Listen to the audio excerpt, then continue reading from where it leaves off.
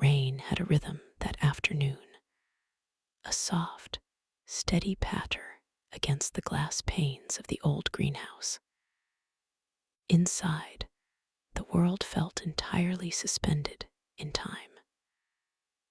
Maya sat on a low wooden stool, her hands coated in a thin, cool layer of pale gray clay.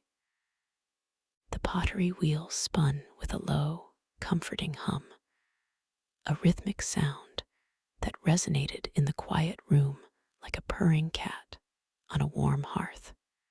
Around her, rows of leafy green ferns, trailing ivy, and terracotta pots filled every available corner, breathing life and the deep, rich scent of damp earth into the air. She closed her eyes for a moment, just listening. The storm outside wasn't angry. It was the kind of gentle spring rain that invited everything to slow down, to pause, and to simply breathe. It blurred the distant hills into soft, hazy shades of blue and charcoal, wrapping the small valley in a cozy, isolated blanket. Maya opened her eyes and focused back on the lump of clay spinning before her. She pressed her thumbs into the exact center, feeling the initial resistance give way to a smooth, hollow core. With practiced, deliberate movements, she began to pull the walls upward. The clay was cool, slick, and incredibly responsive, shaping itself under her steady guidance. There was no rush, no looming deadline hanging over her head. The studio didn't even have a clock, and today, time simply didn't matter. Every second stretched out, wide and accommodating. A soft, familiar chime rang out as the heavy wooden door to the greenhouse creaked open. A sudden gust of fresh, rain-cooled air swept through the room, carrying the crisp scent of pine needles and damp stone. Maya looked up, a warm smile spreading across her face as Leo stepped inside. He shook out a large plaid umbrella before setting it carefully in the brass stand by the door. He wore a thick, oversized knit sweater that looked like it had seen decades of comfortable wear. "I figured you'd be in here," Leo said, his voice quiet, intentionally kept low so as not to disturb the profound stillness of the room.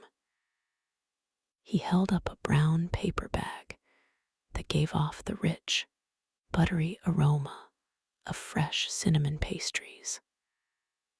"The bakery down the lane just took these out of the oven. I thought they might pair well with the weather." "You have absolutely perfect timing," Maya replied, easing her foot off the wheel's wooden pedal.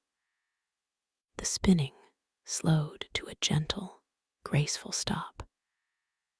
She rinsed the slick gray clay away with warm water poured from a heavy terracotta pitcher. "The clay was getting a bit too cold for my fingers anyway. Let's make a fresh pot of tea."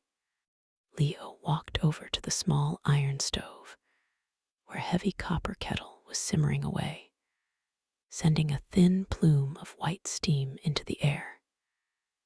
He measured chamomile flowers and lavender buds into a small clay teapot Maya had crafted. The sound of boiling water pouring into the pot was a sharp, cheerful contrast to the steady rumble of the rain outside. He placed a cozy over the teapot, letting the herbs steep and release their calming fragrance. While the tea steeped, they sat down at a rustic wooden table wedged tightly between a massive monstera plant and a tall shelf lined with unfinished ceramic mugs. Leo unfolded the paper bag, revealing two warm, sugar-dusted pastries that practically glowed in the dim light. He slid one toward Maya, who took a small, appreciative bite. The pastry was incredibly crisp on the outside, soft and warm on the inside, filling the air with the sweet, comforting scent of caramelized sugar and spice. They ate in a comfortable, easy silence, the kind that only exists between people who know each other well and don't feel the need to fill every empty space with idle words. Through the glass ceiling above, Maya watched the individual raindrops collide, forming miniature rivers that slid gracefully down the panes. Every now and then, a heavier gust of wind would send a shower of large drops cascading from the overhanging oak trees onto the roof, creating a sudden, dramatic crescendo before settling back into the familiar, steady rhythm. "How is the new batch of clay working out?" Leo asked after a long while, blowing gently on his steaming mug of tea to cool it down. "It's incredibly smooth," Maya said, looking back at the unfinished bowl. "It holds its shape remarkably well, but it requires a very light, patient touch. If you push just a little too hard, it loses its center completely. You just have to let your hands guide it rather than trying to force it into shape." Leo nodded slowly, taking a sip of his tea and letting the warmth settle. "Sounds like a pretty good philosophy for the whole week, honestly." Maya laughed softly, the sound bright against the backdrop of the rain. "Exactly. I think we could all use a bit of that right now. Just letting things take shape on their own." Afternoon faded lazily into twilight, the bright gray light of the stormy sky deepening into a rich, velvety indigo. Maya stood up, feeling refreshed and grounded, and walked back to her wheel. She wasn't quite finished with the bowl, and a quiet, creative spark was gently nudging her to return to the clay. Leo picked up a worn paperback book from his canvas bag, settling comfortably into a plush, leather armchair in the corner, content to read by the soft, golden glow of a small amber lamp. Maya sat back down at the wheel. She started the motor again, the low hum returning to fill the space between the falling raindrops. She dipped her fingers into the bowl of warm water and touched the spinning clay once more. It felt alive under her fingertips, a collaborative partner in the quiet room. She worked slowly, shaping the rim into a wide, elegant curve that mimicked the opening of a flower. It wasn't meant to be perfectly symmetrical. The slight, organic imperfections were what gave it character, a physical record of the quiet, peaceful afternoon it was created in. As she worked, she completely lost track of the minutes. The act of creation became a form of deep meditation, where the mind grows quiet and the hands take over. The weight of the world outside, with all its noise, deadlines, and frantic energy, dissolved entirely at the edge of the greenhouse. Here, within these glass walls, there was only the smooth clay, the steady rain, the warm amber light, and the quiet companionship of a friend.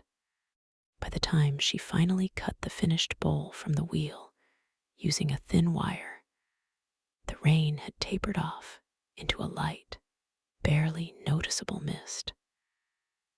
The thick clouds were parting in the west, allowing a faint, golden sliver of the setting sun to break through the gloom, casting long, warm shadows across the greenhouse floor. The wet leaves outside glistened like emeralds under the fading light of the day. Maya carefully lifted the bowl and placed it on the wooden drying shelf next to a row of mugs. It would sit there for days, slowly losing its moisture before it was ready for the heat of the kiln. She wiped her hands on her canvas apron and looked around the room. Leo had fallen asleep, his book resting open against his chest, his breathing slow, deep, and even. She didn't wake him. Instead, she quietly poured herself the last half cup of tea, which was now lukewarm but still sweet with the flavor of lavender. She walked to the doorway and opened it slightly, leaning against the heavy frame to breathe in the crisp, clean air of the post-rain evening.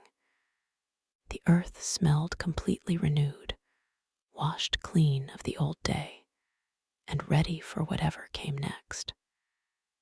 It was a simple moment, entirely ordinary, yet completely perfect.